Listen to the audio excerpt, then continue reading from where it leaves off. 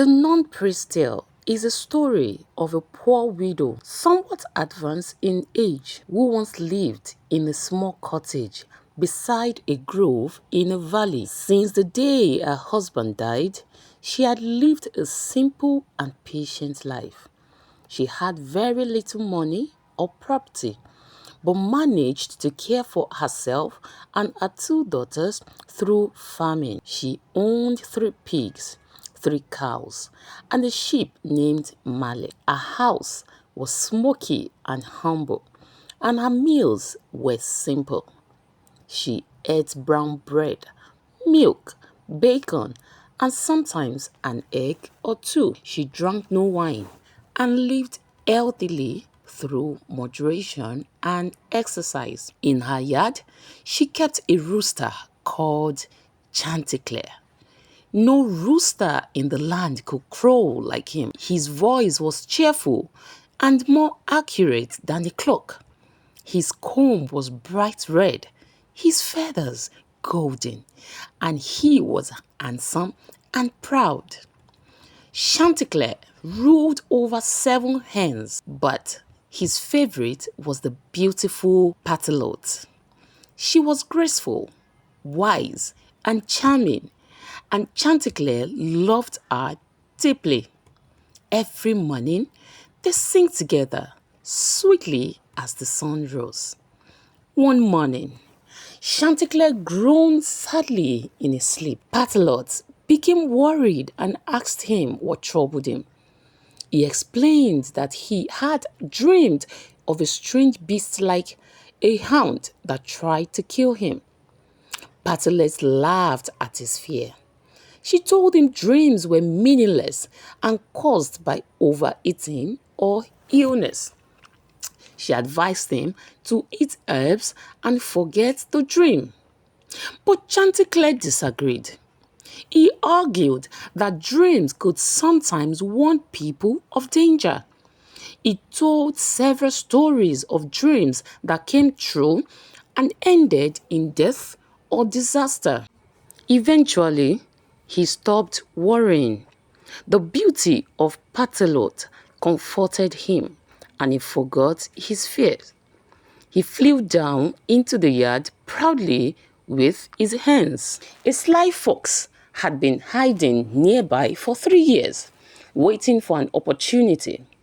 When the fox saw Chanticleer, he spoke kindly and pretended to admire him. He praised Chanticleer's singing and flattered him greatly. The fox asked Chanticleer to sing just like his father used to. Pleased by the compliment, Chanticleer closed his eyes and stretched out his neck to crow loudly. At once, the fox leapt forward, grabbed Chanticleer by the throat, and ran towards the woods. The hens screamed in terror. The widow, her daughters, dogs, cows, ducks, and even bees joined the noisy chase after the fox.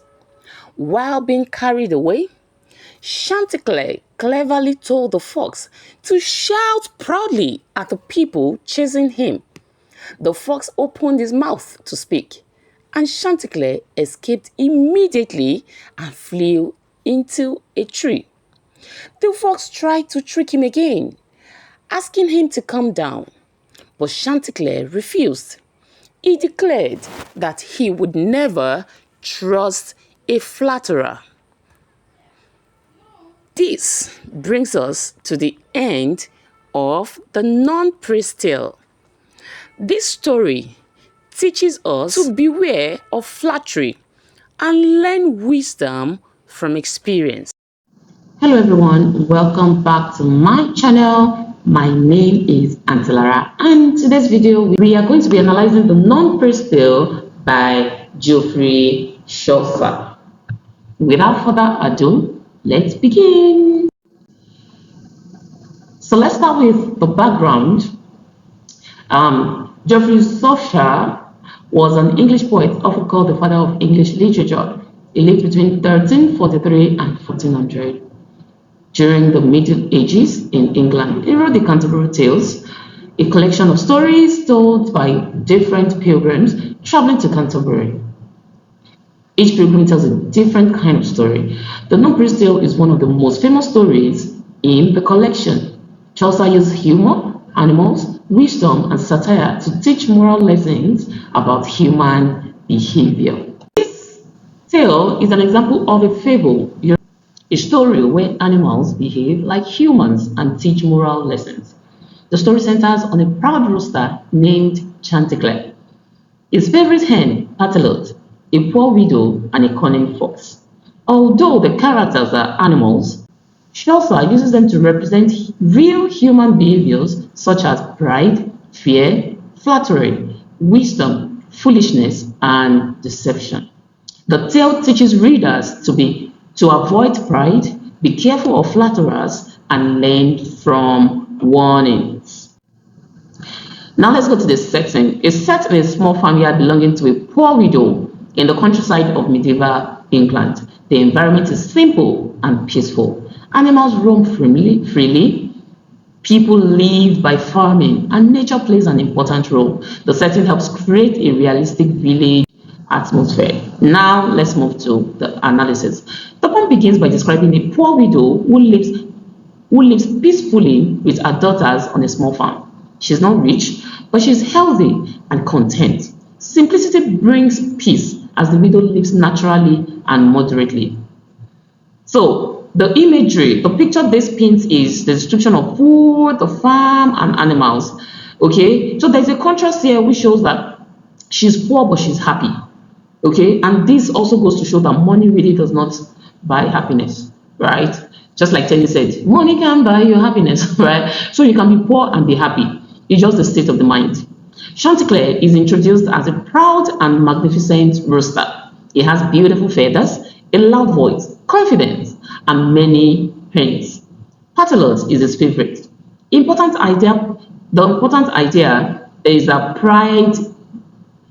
The important ideas here are pride, beauty, leadership. Hyperbole is used to exaggerate Chanticleer's greatness.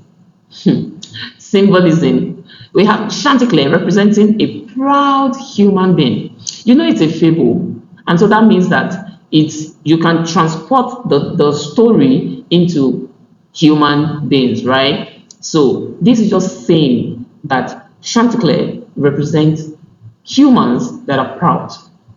And of course, you know that pride goeth before downfall.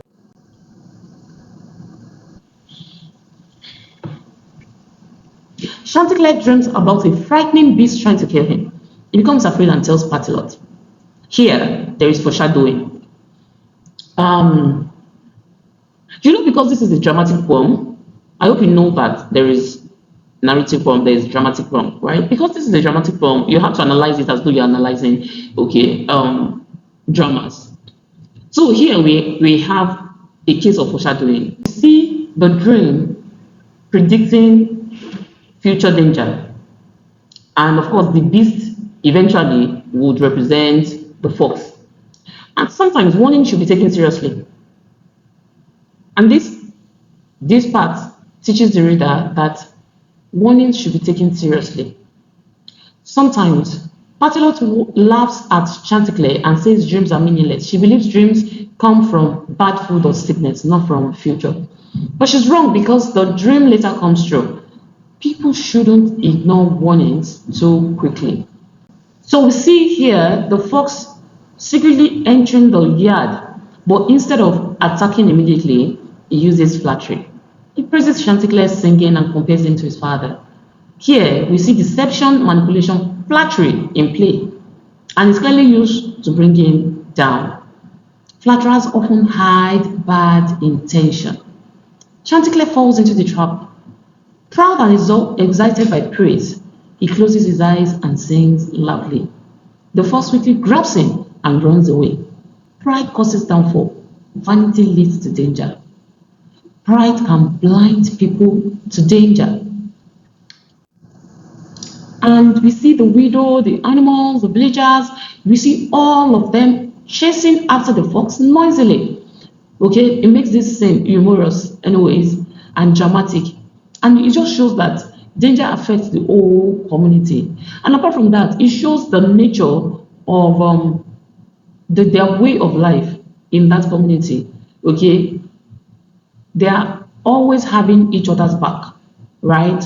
So Chanticleer cleverly tricks the fox into speaking, and as the fox opens his mouth, Chanticleer flies into a tree. Now, that is cleverness, and that shows that when you are clever, you can always overcome danger. Now, the fox tries another trick, but Chanticleer refuses. He has learned his lesson. Yes. Now imagine a whole Chanticleer in all his glory, with 7 N's to his name, being taken away by a fox. You can imagine how humiliated that can be. But he learned the hard way. And I'm sure that going forward, he has known better than to trust a flatterer. The major things we have are pride, flattery and deception, dreams and faith, wisdom and experience, appearance versus reality. When you're talking about appearance versus reality, just talk about the fox here. When you're talking about wisdom and experience, just talk about Chanticleer here. He got wisdom, he got wise from experience. When you talk about dream and faith, talk about his dream determining his faith. That's Chanticleer. When you talk about flattery and deception, just talk about the fox and Chanticleer. The fox used flattery and deception to deceive Chanticleer. When you talk about pride, talk about Chanticleer. Okay? And let's move to the practice WAEC question. Discuss the theme of pride in the non-Bristol. Examine the relationship between Chanticleer and Pertelote. How does Chaucer use animals to reflect human behavior? This question. Discuss the role of flattery in the poem. Explain the significance of Chanticleer's dream. Describe the character of the fox. Discuss the moral lessons in the poem. Explain the use of irony in the poem. It's ironical that he had a dream, okay, and he didn't work towards that dream. He didn't take steps, cognitive steps, to make sure that that dream doesn't come true. Okay, he had been warned, and the same thing he has been warned about eventually came to pass because he didn't take cognitive step, right? And it's so ironical also that he, in his glory and with his fame, I mean Chanticleer, okay, fell into the hand of something as simple as flattery. Because I'm sure that it's not just the fox that will tell him how the poet has established how that his own his crowing is even better, okay, than the clock, okay, the timing and everything is better. So he already knows. It's not the first time. Everybody says that about him. So it's ironical that the fox could still use flattering to overpower him. All right. So I hope that you will be able to answer all of this. They are very, very simple and straightforward. So till I come your way next video. So I've treated one African and one non-African poem.